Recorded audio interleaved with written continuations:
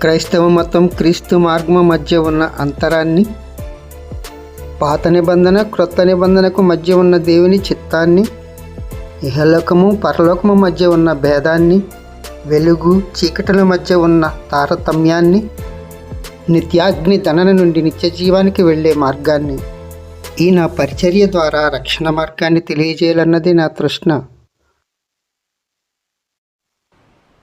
సహోదరులరా, నేను ఒక క్రిస్టియన్ మతంలో పుట్టినవాడను.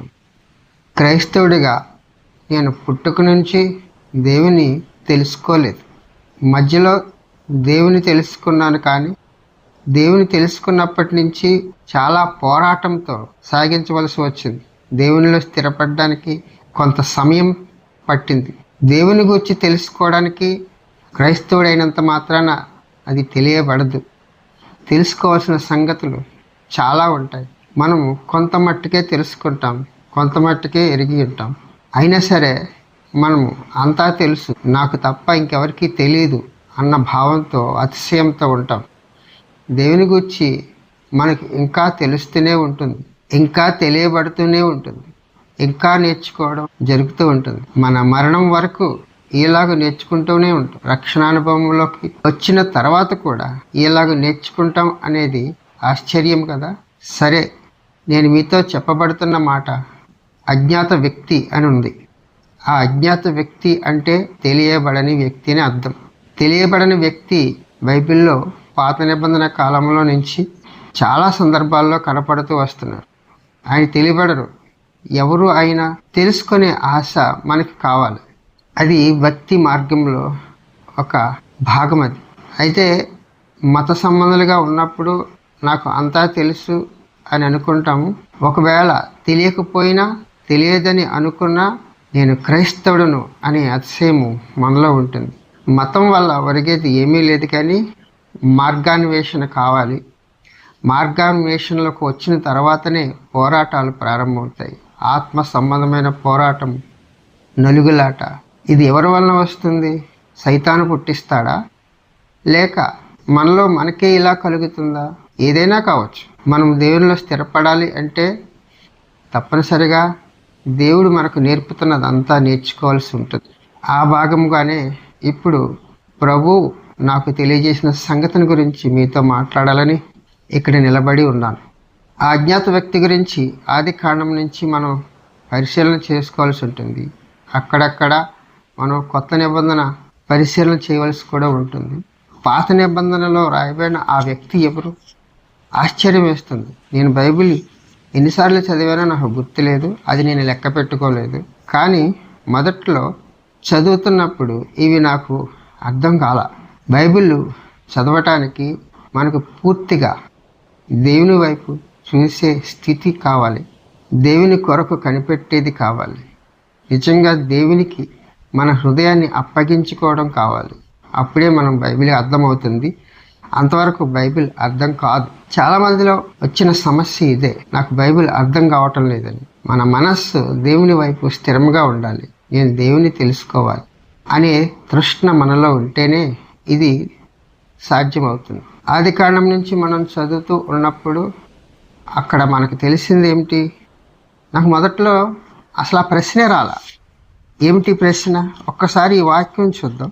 ఆది కాండము 1వ అధ్యాయము 26వ వచనం. దేవుడు మన స్వరూపమందు మన పోలిక చొప్పున నరులను చేయుదము, వారు సముద్రపు చేపలను, ఆకాశ పక్షులను, పశువులను, సమస్త భూమి మీద ప్రాకు ప్రతి జంతువును ఏలుదురుగాకని పలికాను. దేవుడే కాకుండా దేవుని సమీపంలో మరి ఎవరో ఉన్నట్లుగా మనకు అర్థం వస్తుంది. అక్కడ దేవుడు మన స్వరూపమందు అని అన్నారు. నా స్వరూపమందు అని అనకుండా మన స్వరూపమందు అన్నారు. ఈ ప్రశ్న ఎప్పుడైనా మీకు వచ్చిందా? నాకు చాలా కాలం వరకు ఇది నాకు తట్టలేదు. 4 సార్లు చదివిన తర్వాత ఈ ప్రశ్న ఉద్భవించింది. ఇదేమిటి?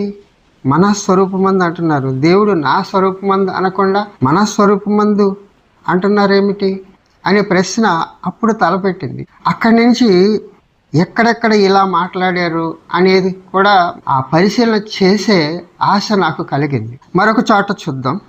ఆదాము అవ్వలు దేవుని ఆజ్ఞను మీరిన తర్వాత వాళ్ళ గురించి విషయంలో కూడా వాళ్ళకి అన్ని రకాల చెట్లు ఫలాలు తినమని చెప్పారు, కానీ 2 రకాల చెట్లు మాత్రం ముట్టుకోవద్దని చెప్పారు. మంచి చెట్లు తెలివినిచ్చే వృక్షము, జీవ వృక్షం. ఇది ఆదికాండము 2:9 కనిపిస్తుంది. అయితే ఏది వద్దన్నారో ఆ మంచి చెడ్డలు తెలివినిచ్చే వృక్ష ఫలాన్ని తీసుకుని తిన్నారు. అప్పుడు పాపము వాళ్ళకి సంక్రమించింది. అప్పుడే ఇంకా జీవవృక్ష ఫలాన్ని కూడా తింటే వీళ్ళు నిత్యము జీవిస్తారు అనే ఉద్దేశంతో అక్కడ చెప్తున్న మాట. ఆదికాండము 3:22 చూస్తే, అప్పుడు దేవుడైన యెహోవా, ఇదిగో మంచి చెడ్డలను ఎరిగినట్లు ఆదాము మనలో ఒకని వంటి వాడాయను. కాబట్టి అతడు ఒకవేళ తన చెయ్యి చాచి జీవవృక్ష ఫలమును తీసుకొని అతడు తిని నిరంతరము జీవించలేమో అని దేవుడైన యెహోవా అతడు ఏ నేల నుండి తీయబడినో దాన్ని సేద్యపరచుటకు ఏదైనా తోటలో నుండి అతన్ని పంపివేశాను అని ఉంది.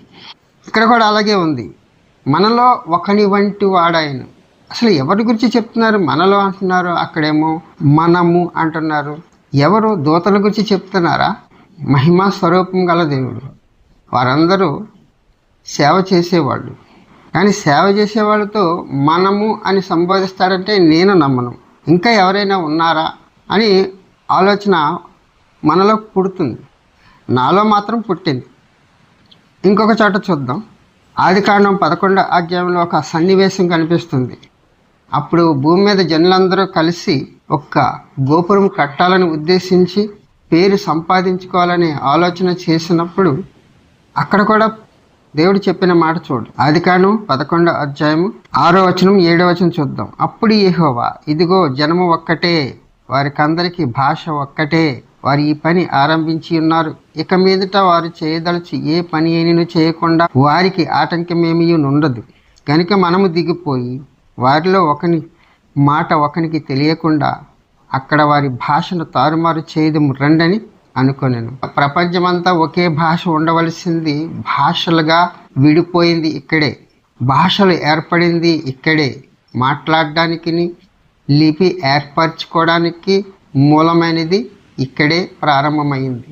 వాళ్ళు దేశాలకి చెదిరిపోయి వాళ్ళకున్న భాషను వాళ్ళు అనుసరిస్తూ ఇప్పటికీ వాళ్ళు స్థిరపడి ఉన్నారు. ఇది ఇలాగుండగా ఆదాము అవ్వలు పాపం చేయడానికి కారణమైన ఆ సర్పము విషయమే చెప్తున్న మాట. సర్పం అంటే సాతాను సర్పము ద్వారా వాళ్ళకి పాపాన్ని రుచి చూపించింది. అందువల్లే ఇక్కడ ఏం చెప్తున్నారంటే ఆదికాండము 3:14 చూద్దాం. అందుకు దేవుడైన యెహోవా సర్పముతో, నీవు దీన్ని చేసినందున పశువులన్నిటిలోనూ భూజంతువులన్నిటిలోనూ నీవు శపింపబడ్డదానవై నీ కడుపుతో ప్రాకుచ్చు నీవు బ్రతుకు దినములన్నీ మన్ను తిందు, మరియు నీకును స్త్రీకిని నీ సంతానమునకును ఆమె సంతానమునకును వైరము కలుగజేసేదను. అది నిన్ను తల మీద కొట్టును, నీవు దాని మడిమ మీద కొట్టుదు అని చెప్పాను. అది అని రాయబడిన చోట కింద ఫుట్ నోట్ రాయబడింది ఆయన అనుంది. ఎవరి ఆయన? మనం ఎక్కడైనా పామును కొట్టినప్పుడు తల మీదే కొడతాం. అది కూడా మనకి కాళ్ళ దగ్గరే తిరుగుతుంది కాబట్టి అది మనం మడ మీద కొడుతుంది. పాము మనల్ని కరవటం, పాముని మనం కొట్టడం ఇది సర్వసాధారణం. కానీ ఇక్కడ చెప్పబడుతుంది వేరు. నాకు తర్వాత అర్థమైంది. ఆ అర్థమైంది ఏదో తర్వాత చెప్తాను. ఇక్కడ ఆయనని సంబోధించింది కాబట్టి ఈయన కూడా ఎవరో తెలియదు. ఆ తెలియని వ్యక్తి గురించే మనం మాట్లాడుకునేది. ఇశ్రాయేలు అనే దేవుని ప్రజలు దేవుని మరిచి తమ ఇష్టానుసారంగా తిరుగుతున్నప్పుడు యెషయాని వారి యొద్దకు పంపడానికి నిశ్చయించుకొని యెషయా దగ్గరికి వచ్చినప్పుడు యెషయాతో ప్రభు మాట్లాడుతున్న మాట చూడండి. యెషయా 6:8 అప్పుడు నేను ఎవని పంపేదను, మా నిమిత్తం ఎవడు పోవునని ప్రభువు సెలవీయగా వింటిని. అంతటా నేను చిత్తగించుము, నేనున్నాను, నన్ను పంపమనగా ఆయన, నీవు పోయి ఈ జనులతో ఇట్లనుము, మీరు నిత్యము వినుచుందరి కానీ గ్రహింపకుందురు, నిత్యము చూచుచుందరి కానీ తెలిసి కొనకుందురు అని చెప్పారు కదా. ఇక్కడ మా నిమిత్తం ఎవడు పోవును అన్నారు. మా నిమిత్తము అని అన్నారంటే ఇక్కడ దేవదూతల విషయంలో అన్నారా? ఆయన సమీపంలో మరెవరైనా ఉన్నారా? నేనైతే దూతలు కాదు, ఆయన సమాన మహిమ గల ఎవరో ఉన్నారు. అందుకే దేవుడు మా నిమిత్తం అని సంబోధించారని నేను అనుకుంటున్నాను. మీరు దూతలని అనుకుంటున్నారా? మరి ఏమని అనుకుంటున్నారు? ఆలోచనలతోనూ అనుభవాలతోనూ మీరు అనుకున్న దాన్ని బట్టి ఆధారపడి ఉంటుంది. మరొక సందర్భాన్ని ఆదికాండంలో మనం చూద్దాం. నేటి ఇశ్రాయేలు దేశం ఎలా ఆవిర్భింపబడిందో, ఎవరి పేరున అది ఏర్పడిందో మనకి తెలిసిందే. యాకోబు అనే పేరు గల ఆయన ఇశ్రాయేలుగా మార్చబడటం బట్టి విస్తరించిన ఆ జనాంగాన్ని ఇశ్రాయేల్ అని అంటారని మనకు తెలిసిందే. యాకోబుకు ఆ పేరు ఎలా మార్చబడిందో ఇక్కడ వ్రాయబడింది. 32 అధ్యాయం 26వ వచనం నుంచి, ఆయన తెల్లవారుచున్నది గనుక నన్ను పోనిమ్మనగా అతడు, నీవు నన్ను ఆశీర్వదించితేనే గాని నేను నిన్ను పోనీయనెను. ఆయన, నీ పేరేమని అడగగా అతడు యాకోబు అని చెప్పాను. అప్పుడు ఆయన, నీవు దేవునితోనూ మనుషులతోనూ పోరాడి గెలిచితివి గనుక ఇక మీదట నీ పేరు ఇశ్రాయేలే గాని యాకోబు అనబడదని చెప్పాను. అప్పుడు యాకోబు, నీ పేరు దయచేసి తెలుపుమనెను. అందుకు ఆయన, నీవు ఎందు నిమిత్తము నా పేరు అడిగితివని చెప్పి అక్కడ అతన్ని ఆశీర్వదించాను. ఇక్కడ ఇశ్రాయేల్ అనే పేరు యాకోబుకి ఇచ్చారు, కానీ దేవుని పేరు కూడా తెలుసుకోవాలని అతనికి ఆశ కలిగింది. అందుకే నీ పేరేమిటి దయచేసి చెప్పు అని యాకోబు అడుగుతున్నాడు. అయితే యెహోవా అనే పేరు ఆది నుండి వినపడుతున్నదే, నాతో మాట్లాడినవాడు ఈయనే అని అనుకోకుండా నీ పేరేమిటని అడిగారు. ఎందుకంటే దేవుని ఎవరు చూడలేరు. అందువలనే నన్ను ఆశీర్వదించిన వాడు ఎవరై ఉండవచ్చు. అందుకని అతనికి అనుమానం వచ్చి నీ పేరేమిటని అడిగారు. అయితే ఆయన పేరు మాత్రం చెప్పలేదు. ఈ చెప్పబడని పేరు, తెలియబడని వ్యక్తి ఎవరు, దాని గురించి ఇప్పుడు మనం మాట్లాడుకునేది. ఇదొక సందర్భం. అయితే సంసోను గురించిన విషయం తెలిసిందే కదా. సంసోను దేవుని మాటను బట్టి ఇశ్రాయేలుని కాపాడటం కోసమని పుట్టినవాడు. సంసోను యొక్క తల్లిదండ్రులకు ఆయన కనపడినప్పుడు దూతగానే కనపడ్డారు. ఎవరైనా మనం న్యాయాధిపతులకు వెళ్దాం, అక్కడ సందర్భాన్ని మనం చదువుకుంటూ వెళ్తే అర్థమవుతుంది. దేవుని ఎవరు చూడలేరు కాబట్టి దేవుడు తనతో సమానంగా ఉన్న మహిమను భూమి మీదకి పంపుతున్నారేమో అని అర్థం వస్తుంది. నీ పేరేం పేరు అని అక్కడ కూడా మనోహ అడిగాడు. అక్కడ కూడా పేరు చెప్పబడలేదు. న్యాయాధిపతులు 13వ అధ్యాయం చూద్దాం. ఇక్కడ అంతా చెప్పబడటం వీలు కాదు, కానీ మనము కొన్ని మాటలు మనం చూద్దాం. మానోహ భార్యకు కనపడి దర్శనమిచ్చినప్పుడు మానోహ భార్యతో చెప్పిన మాట ఏమనుంది? 13వ అధ్యాయము 5వ వచనం, నీవు గర్భవతివై కుమారుని కందువు, అతని తల మీద మంగళకెత్తి వేయకూడదు. గర్భమున పుట్టినది మొదలుకొని దేవునికి నాజీరు చేయబడిన వాడే ఫిలిస్తీన్ల చేతిలో నుండి ఇశ్రాయేలును రక్షింప మొదలుపెట్టినని ఆమెతో అనగాను. తన పెనిమిటి దగ్గరికి వచ్చి అతనితో చెప్తున్న మాట చూద్దాం. ఆ స్త్రీ తన పెనిమిటి యొద్దకు వచ్చి, దైవజనుడొకడు నా యొద్దకు వచ్చెను, అతని రూపము దేవదూత రూపమును పోలినదై మిక్కిలి భీకరముగా ఉండెను. అతడు ఎక్కడ నుండి వచ్చెనో నేను ఎరగలేదు. అతడు తన పేరు నాతో చెప్పలేదు. అదే విషయంలో మానోహకి అడగాలని అనిపించింది. మానోహ, నేను కూడా చూస్తాను, నాకు కూడా ఆ దూత కనపడతారేమో అని అనుకుని మరలా భార్యకు ఎక్కడైతే ఆ దూత కనపడ్డారో అదే చోటుకు వచ్చినప్పుడు ఇక్కడ జరిగిన సందర్భం చూడండి. 13వ అధ్యాయము 15వ వచనం నుంచి, అప్పుడు మానోహ, మేము ఒక మేకపిల్లను సిద్ధపరిచి నీ సన్నిధిని ఉంచే వరకు నీవు ఆగుమని మనవి చేసుకొనిచున్నామని యెహోవా దూతతో చెప్పగా, యెహోవా దూత, నీవు నన్ను నిలిపినను నీ భోజనము నేను తినను. నీవు దహనబలి అర్పింపని ఉద్దేశించినట్లా యెహోవాకు దాన్ని అర్పింపవలెనని మానోహతో చెప్పాను. అతడు యెహోవా దూత అని మానోహకు తెలియలేదు. మానోహ, నీ మాటలు నెరవేరిన తర్వాత మేము నిన్ను సన్మానించినట్లు నీ పేరేమని యెహోవా దూతను అడగగా, యెహోవా దూత, నీవేళ నా పేరు అడుగుచున్నావు, అది చెప్పశక్యము కానిదనెను. ఆయన పేరు తెలుపబడలేదు కదా, దేవుని దూత అని చెప్పబడింది. అంతేకాదు, మనము దేవుని చూచితిమి గనుక మనం నిశ్చయంగా చనిపోదుమని తన భార్యతో అనగా, అతని భార్య, యెహోవా మనల్ని చంపగోని ఎడల ఆయన దహబలి నైవేద్యమును మన చేత అంగీకరింపడు, ఈ సంగతులన్నిటినీ మనకు చూపించడు, ఈ కాలం ఇట్టి సంగతులు మనకు వినిపింపడని అతనితో చెప్పాను. ఈ విధంగా అక్కడ దూత అనే పేరున కనపడ్డారు. పేరు చెప్పబడని ఈ దూత ఎవరు? మరొక సందర్భం చూద్దాం. ఇశ్రాయేలీయులు దేవుని మాట విననప్పుడు మోషే అనే నాయకుని ద్వారా చెప్పుతున్న మాట చూద్దాం. నిర్గమకాండము 32వ అధ్యాయము 34 నుంచి చూద్దాం. కాబట్టి నీవు వెళ్ళి నేను నీతో చెప్పిన చోటికి ప్రజలను నడిపించుము. ఇదిగో నా దూత నీకు ముందుగా వెళ్ళును. నేను వచ్చి దినమున వారి పాపమును వారి మీదకి రప్పించేదని మోషేతో చెప్పాను. దేవుడు స్వయంగా వాళ్ళ మధ్యలోకి వస్తే వాళ్ళ పాపాన్ని బట్టి దండిస్తారట.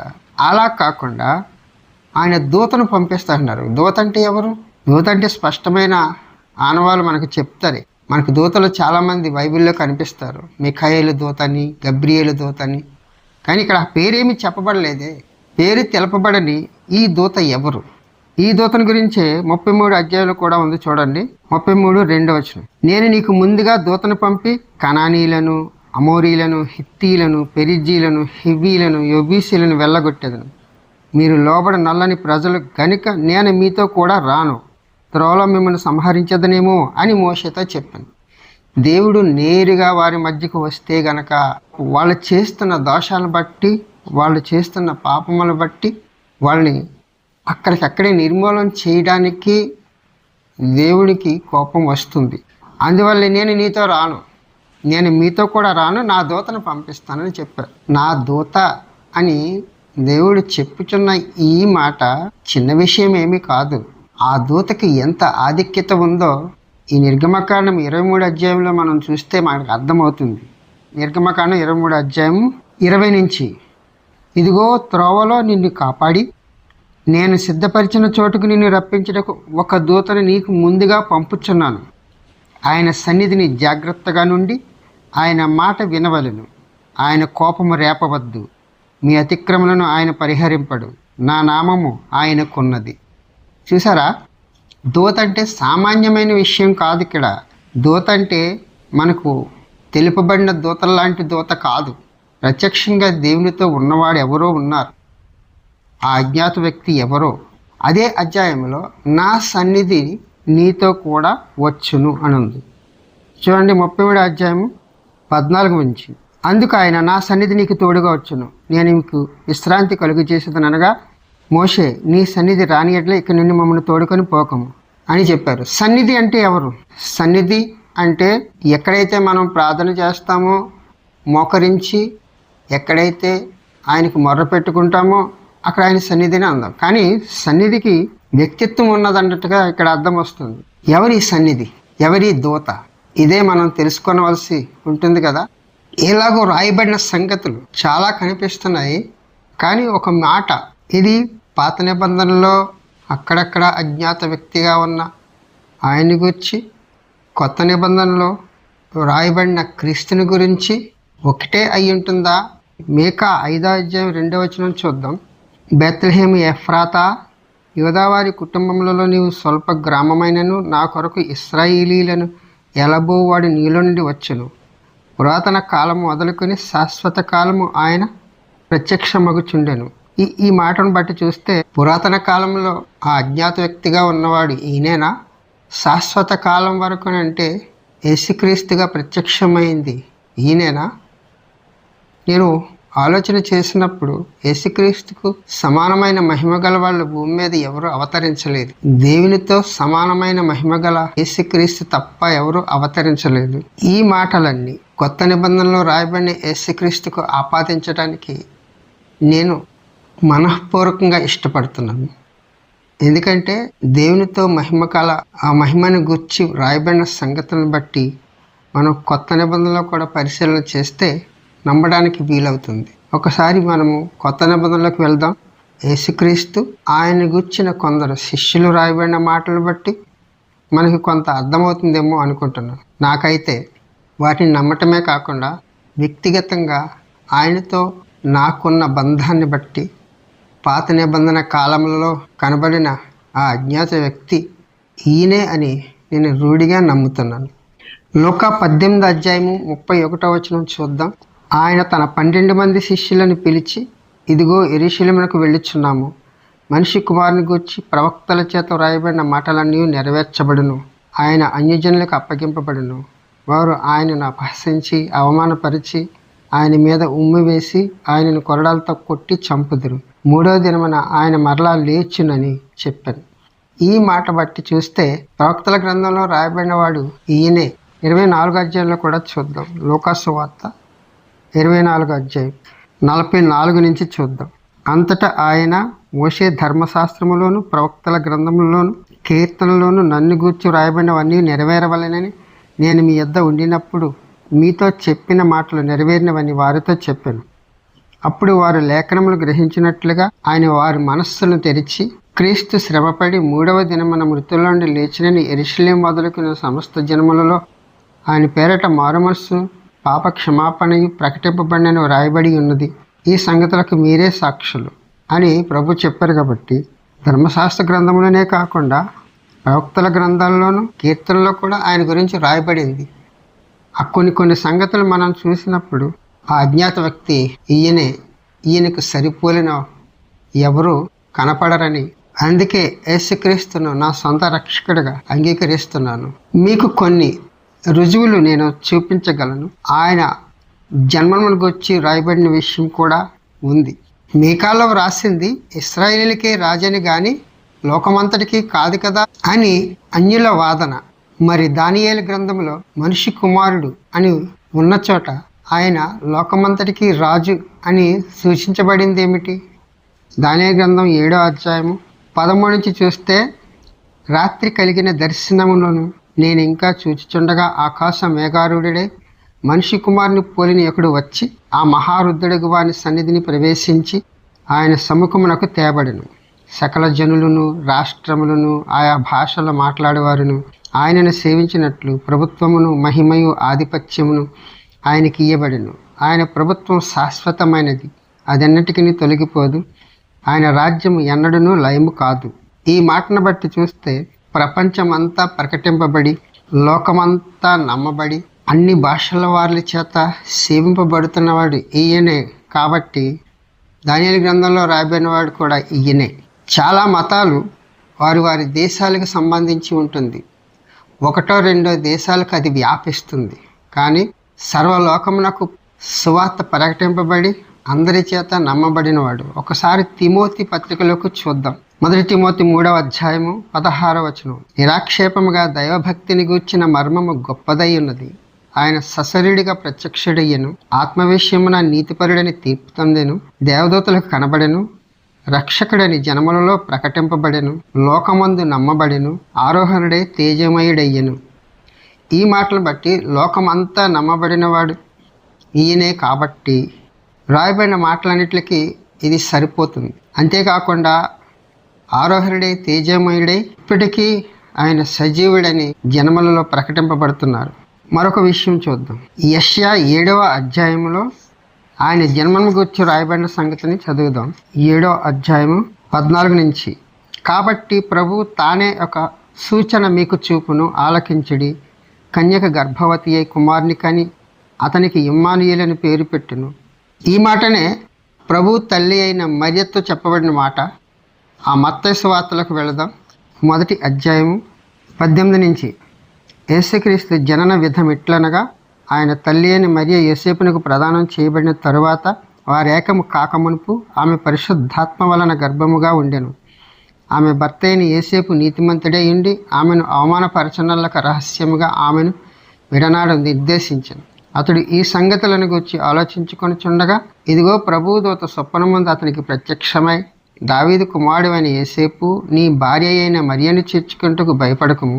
ఆమె గర్భము ధరించినది పరిశుద్ధాత్మ వలన కలిగినది. ఆమె ఒక కుమారుని కనును, తన ప్రజలను వారి పాపం నుండి ఆయనే రక్షించును గనుక ఆయనకు యేసు అని పేరు పెట్టుదువనెను. ఇదిగో కన్యక గర్భవతి అయి కుమారుని కనును, ఆయనకి ఇమ్మానుయేలు అని పేరు పెట్టుదురు అని ప్రభువు తన ప్రవక్తల ద్వారా పలికిన మాట నెరవేరినట్లు ఇదంతయు జరిగెను. ఇమ్మానుయేలను పేరునకు భాషాంతరమున దేవుడు మనకు తోడని అర్థం. యేసుక్రీస్తు పుట్టకమునిపే 700 సంవత్సరాలకు ముందే యెషయా ప్రవచించిన ఆ ప్రవచనం ద్వారా కన్యక గర్భవతిగా ధరించడం ద్వారా ఆయన పుట్టారు. కానీ ఆయన పుట్టుకను కొందరు అవమానపరుస్తున్నారు. నమ్మని వాళ్ళు అవమానపరుస్తారు. అది అలాగే జరుగుతుంది. నమ్మిన వాళ్ళల్లో దృఢమైన స్థిరమైన మనస్సు కలిగి ఆయనను సేవించాలనేది ఈ వాక్య సారాంశం. తర్వాత ఆయన మరణం గురించి యెషయా 53వ అధ్యాయము 1 నుంచి చూద్దాం. మేము తెలియజేసిన సమాచారం ఎవడు నమ్మెను? యెహోవా బాహువు ఎవరికి బయలుపరచబడెను? లేత మొక్క వలెను ఎండిన భూమిలో మొలిచిన మొక్క వలెను అతడు ఆయన ఎదుట పెరిగెను. అతనికి స్వరూపమైనను సొగసైనను లేదు, మనం అతను చూచి అపేక్షించినట్లుగా అతని యందు స్వరూపము లేదు. అతడు తృణీకరింపబడిన వాడు ఆయను, మనుష్యుల వలన విసర్జింపబడిన వాడును, వ్యసనాక్రాంతుడుగాను వ్యాధిని అనుభవించిన వాడుగాను మనుష్యులు చూడనల్లని వాడుగాను ఉండెను. అతడు తృణీకరింపబడిన వాడు గనుక మనం అతన్ని ఎన్నిక చేయకపోతుంది. ఈ మాటను బట్టి చూస్తే చాలామంది మనుషుల చేత చంపబడ్డాడు, అతడు దేవుడు ఎలా అవుతారు అని అంటారు. దాని గురించి చెప్పిన మాట ఇది. నిజమే, మనిషి చేత చంపబడిన వాడు దేవుడు ఎలాగవుతాడని చాలామందికి సందేహాలు కలుగుతాయి.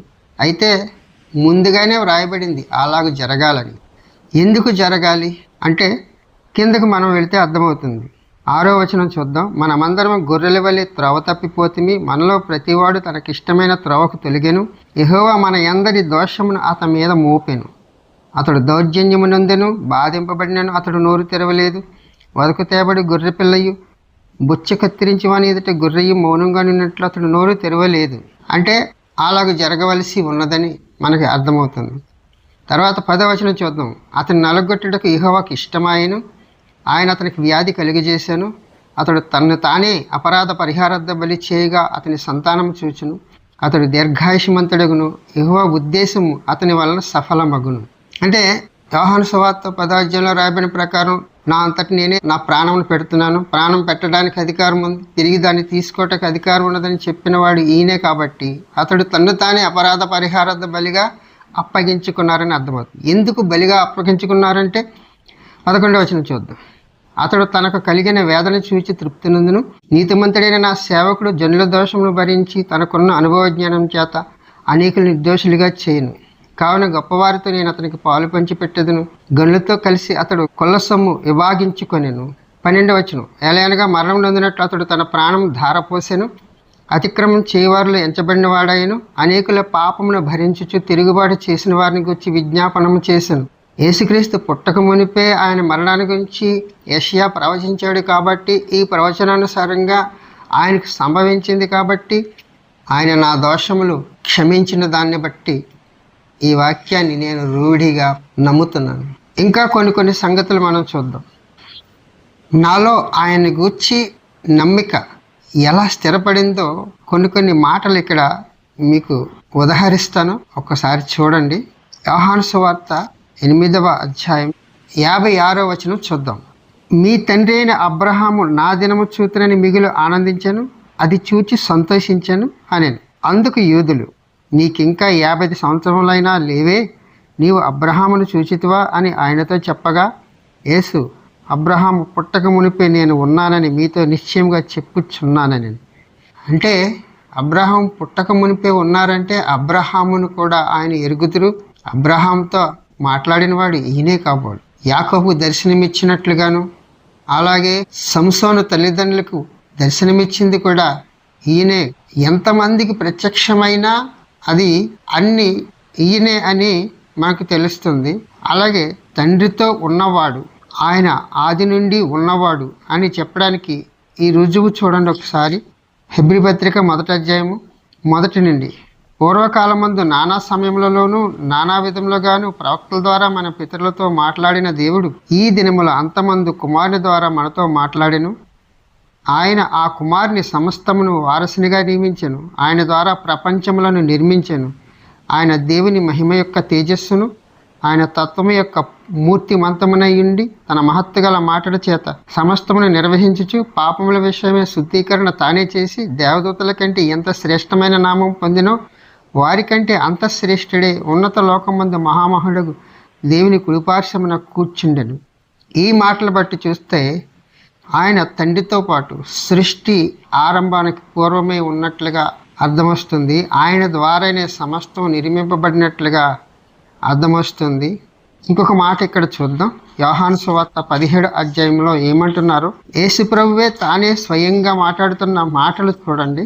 17వ అధ్యాయము 1 నుంచి యేసు ఈ మాటలు చెప్పి ఆకాశం వైపు కన్నులెత్తి ఇట్లనెను, తండ్రి, నా గడియ వచ్చి ఉన్నది, నీ కుమారుడు నిన్ను మహిమపరిచినట్లు నీ కుమారుని మహిమపరచుము. నీవు నీ కుమారునికి ఇచ్చిన వారికి అందరికీ ఆయన నిత్యం అనుగ్రహించినట్లు సర్వ శరీరం మీద ఆయనకు అధికారం ఇచ్చితివి. అద్వితీయ సత్యదేవుడవైన నిన్నును నీవు పంపిన యేసుక్రీస్తును ఎరుగుటయే నిత్య జీవము. చేయుటకు నీవు నాకు ఇచ్చిన పని నేను సంపూర్ణంగా నెరవేర్చి భూమి మీద నిన్ను మహిమపరిచితిని. తండ్రి, లోకము పుట్టక మునుపు నీ యొద్ద నాకు ఏ మహిమయుండెనో ఆ మహిమతో నన్ను ఇప్పుడు నీ యొద్ద మహిమపరచుము. ఈ మాట చూసారా? లోకము పుట్టక మునిపే తండ్రి యొద్ద ఉన్నవాడని ఈ మాటను బట్టి అర్థమవడం లేదా? నా మనస్సు ఆయన యందు స్థిరపడడానికి ఆయనే లోకరక్షకుడు, ఆయనే నా దేవుడు అని చెప్పడానికి ఇంతకంటే రుజువులు ఇంకా ఏమి కావాలి? ఇప్పుడు కూడా ఆయన యందు నేను సందేహపడుతూ ఉన్నట్లయితే నాకు కావాల్సిన రక్షణ ఇంకెక్కడి నుంచి వస్తుంది? ఇంకా ఏ విధంగా వస్తుంది? చెప్పబడవలసిన సంగతులు చాలా ఉన్నవి, వ్రాయబడిన సంగతులు ఎన్నో ఉన్నవి. అవన్నీ చెప్పుకోవడానికి అసలు సమయమే చాలదు. ఉన్నంతలో ఈ మాటలు చెప్పుకున్నప్పటికీ వినడానికి ఆసక్తి కావాలి కదా, వాటిని గైకోవడానికి ఇష్టం కావాలి కదా. అయితే వాక్యాలు కొన్ని జ్ఞాపకం చేసుకుందాం. యెషయా 42 మొదటి నుంచి చూసినప్పుడు అక్కడ ఇదిగో నేను ఆదుకొను నా సేవకుడు అని చెప్పబడినవాడు ఈయనే. ఇదిగో నేను ఆదుకొను నా సేవకుడు, నేను ఏర్పరచుకొనినవాడు, నా ప్రాణమునకు ప్రియుడు. అతని యందు నా ఆత్మను ఉంచి ఉన్నాను. అతడు అన్యజనులకు న్యాయము కనపరచును. అతడు కేకలు వేయుడు, అరవడు. తన కంఠస్వరం వీధిలో వినబడనీయుడు. నలిగిన రేలును అతను విరువడు. మకమకలాడుచున్న జనపరారవత్తిని ఆర్పడు. అతడు సత్యం అనుసరించి న్యాయం కనపరచును. భూలోకమున న్యాయం స్థాపించే వరకు అతడు మందగిల్లుడు, నలుగుడు పడడు. ద్వీపములు అతనికి బోధ కొరకు కనిపెట్టును. ఆకాశములను సృజించి వాటిని విశాలపరిచి భూమిని అందులో పుట్టిన సమస్తమును పరచి దాని మీదున్న జనులకు ప్రాణమును దానిలోన నడిచే వారికి జీవాత్మను ఇచ్చుచున్న దేవుడైన యెహోవా ఏలాగూ సెలవిచ్చుచున్నాడు. గుడ్డివారి కన్నులు తెరచుటకును, బంధింపబడిన వారిని చెరసాల నుండి వెలుపలికి తెచ్చుటకును, చీకట్లో నివసించి వారిని బందీగృహంలో నుండి వెలుపలికి తెచ్చుటకును యెహోవానకు నేనే నీతి విషయంలో నిన్ను పిలిచి నీ చేయి పట్టుకొని ఉన్నాను. నిన్ను కాపాడి ప్రజల కొరకు నిబంధనగాను అన్యజనులకు వెలుగుగాను నిన్ను నియమించి ఉన్నాను. యెహోవాను నేనే, ఇదే నా నామము, మరి ఎవరికి నా మహిమని నేను ఇచ్చేవాడును కాను. నాకు రావాల్సిన స్తోత్రమును విగ్రహంలోకి చెందనీయను. ఇక్కడ 8వ వచనంలో చూసినప్పుడు యెహోవాను నేనే, నా మహిమను మరి ఎవరికి ఇచ్చేవాడును కాను అన్నారంటే ఆయనకు ఇచ్చారు అని అర్థం వస్తుంది. ఎలా చెప్పగలమండి? ఇంతకుముందు నిర్గమకాండము 23 అధ్యాయంలో చదివాం కదా, ఆ మాటను బట్టే మనము చెప్పగలం. నిర్గమకాండము 23 అధ్యాయం చూద్దాం. ఆయన సన్నిధిని జాగ్రత్తగా ఉండి ఆయన మాట వినవలను. ఆయన కోపము రేపవద్దు. మీ అతిక్రమలను ఆయన పరిహరింపడు. నా నామము ఆయనకున్నది. చూసారా? మరి ఎవరికి ఆ మహిమని నేను ఇచ్చేవాడిని కాను అంటే ఆయనకు ఇచ్చారు ఆ మహిమ. దేవునికి ఉన్న మహిమ ఆయనకు ఉంది. అందుకే యోహాను సువార్తలో ఆయన అంటున్న మాట, తండ్రి, లోకము పుట్టక మునుపు నీ యొద్ద నాకు ఏ మహిమయుండెనో ఆ మహిమతో నన్ను ఇప్పుడు నీ యొద్ద మహిమపరచము అంటున్నారు. శరీరధారిగా ఉన్న ఈ దినాల్లో తండ్రిని వేడుకుంటున్నారు. కుమారునికి సర్వాధికారం ఉన్నది. ఈయనకు కుమారుడని, అభిషిక్తుడని కూడా పేరు ఉన్నది. కీర్తనలు 2వ అధ్యాయం మనం చూద్దాం. 3వ వచనం, భూరాజులు యెహోవాకును ఆయన అభిషిక్తునికి విరోధంగా నిలవబడి ఉన్నారు. ఏలికలు ఏకీభవించి ఆలోచన చేయుచున్నారు. ఆకాశమందు ఆశీనుడగువాడు నవ్వుచున్నాడు. ప్రభువు వారిని గూర్చి అపహసించుచున్నాడు. ఆయన ఉగ్రుడై వారితో పలుకును. ప్రచండ కోపము చేత వారిని తల్లడింపజేయును. నేను నా పరిశుద్ధ పర్వతమైన సియోను మీద నా రాజుని ఆసీనుగా చేసి ఉన్నాను. కట్టడను నేను వివరించదును. యెహోవా నాకు ఇలాగ సెలవిచ్చును, నీవు నా కుమారుడువు, నేను నిన్ను కనియున్నాను. నన్ను అడుగుము, జనములు నీకు స్వాస్థ్యముగాను భూమిని దిగంతములకు వరకు సొత్తుగాని ఇచ్చేదను. ఇనుపదనంతా నీ వారిని నలగొట్టెదవు. కొండను పగలగొట్టినట్లు వారిని ముక్క చెక్కలుగా పగలగొట్టెదవు. కాబట్టి రాజులారా వివేకులైండుడి, భూపతులారా బోధనందుడి, భయభక్తులు కలిగి యెహోవాను సేవించుడి, గడగడ వణుకుచ్చు సంతోషించుడి. ఆయన కోపము త్వరగా రగులుకొనును. కుమారుని ముద్దు పెట్టుకుని లేని ఎడల ఆయన కోపించును. అప్పుడు మీరు త్రోవ తప్పి నశించెదరు. ఆయనను ఆశ్రయించే వారు ధన్యులు. ఇక్కడ ఏమనుందంటే యేసుక్రీస్తునందు విశ్వాసం ఉంచకపోతే ఆయన కోపం త్వరగా రగులుకుంటుందని. అంతేకాదు మీరు త్రోవ తప్పి నశిస్తారు. యేసుక్రీస్తునందు ఉన్న వాళ్ళు మాత్రమే త్రోవలో ఉన్నట్లు, మిగిలిన వాళ్ళందరూ త్రోవ తప్పి నశించినట్టే. చర్చిలోకి వెళ్ళిన వాళ్ళందరూ త్రోవలో ఉన్నట్టు కాదు సుమి. యేసుక్రీస్తుని నిజముగా హృదయపూర్వకంగా అంగీకరించి ఆయన్ను యథార్థముగా సేవిస్తున్నప్పుడే ఇస్కరియోతు యోధాలాగా ముద్దు పెట్టుకుని ఆయన అప్పగించినట్లు కాదు. మిగిలిన శిష్యులందరూ ఇస్కరియోతు యూదలాగా ముద్దు పెట్టుకోలేదు, కానీ ఆయన హత్తుకుని ఆయన సేవ చేశారు, ఆయన కొరకు మరణించారు. ఇంకా రాయబడిన సంగతులు లెక్కలేనన్ని ఉన్నవి. చివరిగా ఒక మాటను చెప్పుకుందాం. జకర్యా గ్రంథము 9వ అధ్యాయము 9 నుంచి, సియోను నివాసులారా బహుగా సంతోషించుడి, యెరూషలేము నివాసులారా ఉల్లాసముగా ఉండుడి. నీ రాజు నీతిపరుడును రక్షణ గలవాడును దీనుడినై గాడిద పిల్లని ఎక్కి నీ యొద్దకు వచ్చిచున్నాడు. ఎఫ్రాయిములో రథములు ఉండకుండా నేను చేసేదను, యెరూషలేములో గుర్రములు లేకుండా చేసేదను, యుద్ధపు వీలు లేకుండా పోవును. నీ రాజు సమాధాన వార్త అన్యజనులకు తెలియజేయును. సముద్రము నుండి సముద్రం వరకు, యూఫ్రటీస్ నది మొదలుకొని బూది అంతముల వరకు అతడు ఏలును. ప్రస్తుతమందు ఆయన ఏలుతున్నారు. ఎవరిని ఏలుతున్నారు? ఆయన యందు విశ్వసించిన వారిని ఆయన ఏలుతున్నారు. మిగిలిన వాళ్ళందరూ కఠిన చిత్తలై లోకంలో పాపములో పడి కొట్టుకుంటున్నారు. ఆయన యుద్ధము లేకుండా చేస్తాను అనే మాట ఇది దేశాలకు సంబంధించింది కాదు, ఇది వ్యక్తిగతం. మనలో సమాధానం ఇచ్చేవాడు ఆయనే, మన ఇంట సమాధానం ఇచ్చేవాడు ఆయనే. నా హృదయంలో సమాధానం ఇచ్చారు, నా ఇంట సమాధానంతో ఎలా ఉండాలో నేర్పించారు. దాన్ని బట్టి ఆయన నా రాజు, నన్ను ఏలుచున్నవాడు, నా ప్రభు. అందువలన ఈ వాక్యము నా యందు నెరవేరిందని నేను రూఢిగా నమ్ముతున్నాను. ఇక్కడ ఎఫెస్సిలో రాయబడిన మాట, ఎఫెస్సి 2వ అధ్యాయము 14 నుంచి, ఆయన మన సమాధానమయ్యుండి మీకును మాకును ఉండిన ద్వేషమును అనగా విధి రూపకమైన ఆజ్ఞలు గల ధర్మశాస్త్రమును తన శరీరమందు కొట్టివేయుట చేత మధ్యగోడను పడగొట్టి మన ఉభయులని ఏకము చేసెను. ఇట్లు సంధి చేయొచ్చు, ఈ ఇద్దరిని తన యందు ఒక్క నూతన పురుషునిగా సృష్టించి తన శిలువ వలన ఆ ద్వేషమును సంహరించి దాని ద్వారా వీరిద్దరిని ఏకముగా చేసి దేవునితో సమాధానపరచవాలని ఏలాగు చేసిన గనుక ఆయనయే మన సమాధాన కారకుడై ఉన్నాడు. ఈ మాట ఎందుకు చెప్పబడింది? ఇశ్రాయేలీయులు అన్యజనులను పవిత్రులుగాను అంటరాని వాళ్ళుగా చూస్తారు. అయితే ఇశ్రాయేలుతో సమాన వారసులుగా మనల్ని చేయడానికి అన్యజనుల నుంచి మనల్ని పిలిచారని చెప్తూ ఈ మాట రాయబడింది. ఇశ్రాయేలీలతో సమానంగా మనం కూడా రక్షణ పొందటానికి నియమించారు. అయితే ఇశ్రాయేలు ప్రస్తుతమందు రక్షణ మార్గానికి దూరంగా ఉన్నారు.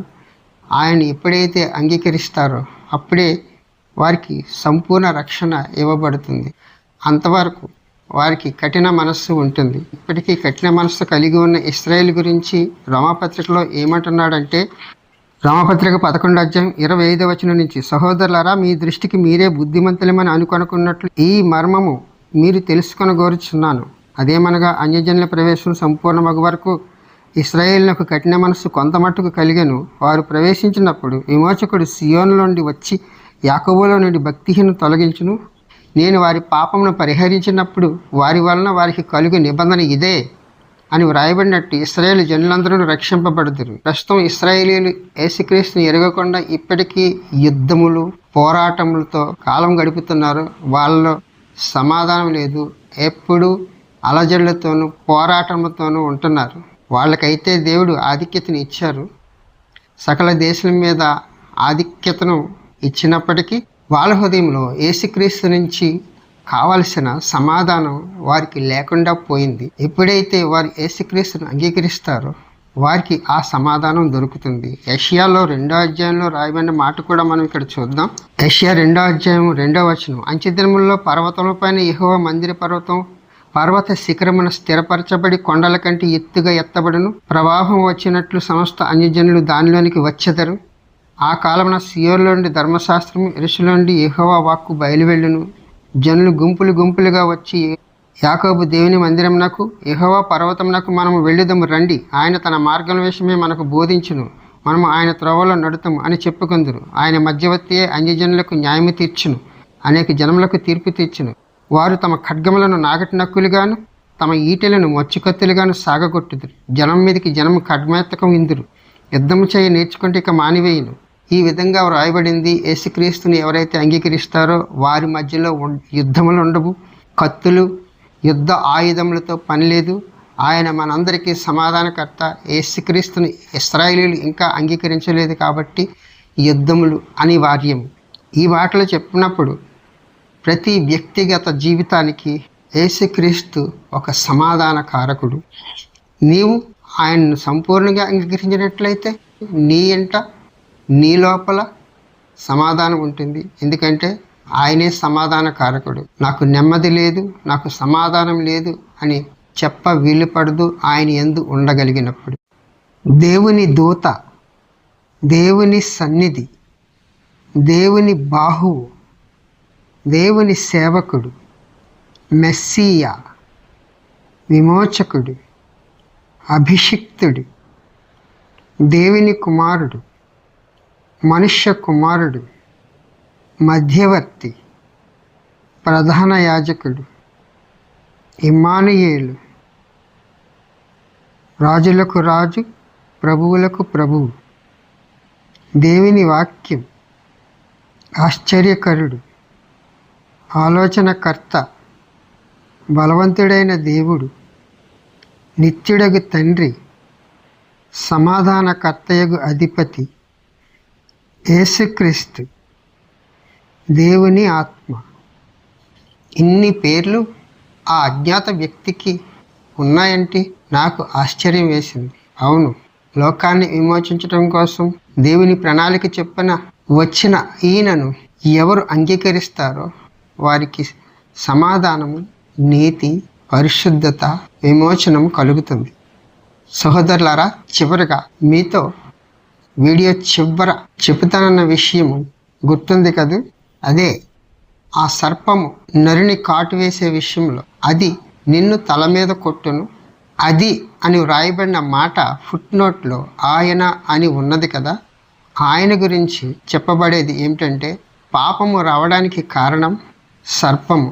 అది మనుషులను పాపంలో పడవేసింది కాబట్టి ఆజ్ఞాతిక్రమమే పాపము మనుషులకు అది సంక్రమించింది. దానివల్ల మనుషులు శరీర స్వభావం కలిగి ఉండి దేవుని నుండి రక్షణ కోల్పోవలసి వచ్చింది. రమపత్రిక 6వ అధ్యాయము 23వ వచనంలో ఉన్నది, ఏలయనగా పాపం వలన వచ్చే జీతము మరణము, అయితే దేవుని కృపావరము మన ప్రభువైన యేసుక్రీస్తునందు నిత్య జీవము అని వ్రాయబడి ఉన్నది. కాబట్టి మరొక మాట ఇక్కడ చూద్దాం. యేసుక్రీస్తు ఆయన చెప్పబడిన ప్రకారంగా 3వ దినమున లేచి మరణాన్ని జయించారు. ఆయన యందున్న వాళ్ళు అందరూ మరణము పొందినప్పటికీ తాత్కాలిక నిద్ర అనుభవిస్తున్నట్లుగా మనకి అర్థం వస్తుంది. హోషేయ 13వ అధ్యాయం 14వ వచనము చూద్దాం. అయినను పాతాళ వశములో నుండి నేను వారిని విమోచింతును, మృత్యువు నుండి వారిని రక్షింతును. ఓ మరణమా నీ విజయం ఎక్కడ? ఓ మరణమా నీ ముల్లెక్కడ? పశ్చాత్తాపము నాకు పుట్టదు అని వ్రాయబడి ఉన్నది. కాబట్టి యేసుక్రీస్తునందు మనకు నిత్య జీవము తథ్యం. యేసుక్రీస్తునందు విశ్వాసం ఉంచని వారికి నిత్య నరకం తథ్యం. ఆది కాండములో వ్రాయబడిన ఆ మాటలో చాలా అర్థం ఉంది. ఆయన నిన్ను తల మీద కొట్టును అని అంటే మరణాన్ని చితక తొక్కుతారని అర్థం. అక్కడ పాపము తీసుకుని రావటం ద్వారా పాపము నుండి మరణము ఎలా సంక్రమించిందో, ఆ సంక్రమించిన ఆ పాపము ద్వారా మనుషులందరినీ మరణాన్ని ఏలుతున్నందున యేసుక్రీస్తునందు విశ్వసించిన వారందరికీ ఆ మరణం మీద జయం పొందే కృపను ఇవ్వబడింది. యేసుక్రీస్తు ఎలాగైతే 3వ దినం తిరిగి లేచారో అలాగే తన యందున్న వాళ్ళందరూ బ్రతుకుతారు. మీకు ఇష్టమైతే ఈ వీడియోని ఇతరులకు, మీ సమీపస్తులకు షేర్ చేయగలరని ఆశిస్తున్నాను. వందనాలు. సహోదరి సహోదరులారా, సహోదరుడు అనిల్ కుమార్ గారి సందేశం మీకు నచ్చినట్లయితే ఇతరులకు ఈ వీడియో షేర్ చేయండి. లేదా అనిల్ కుమార్ ఫోన్ కు 8511 అని టైప్ చేసి సెర్చ్ చేయమని చెప్పండి. వందనాలు.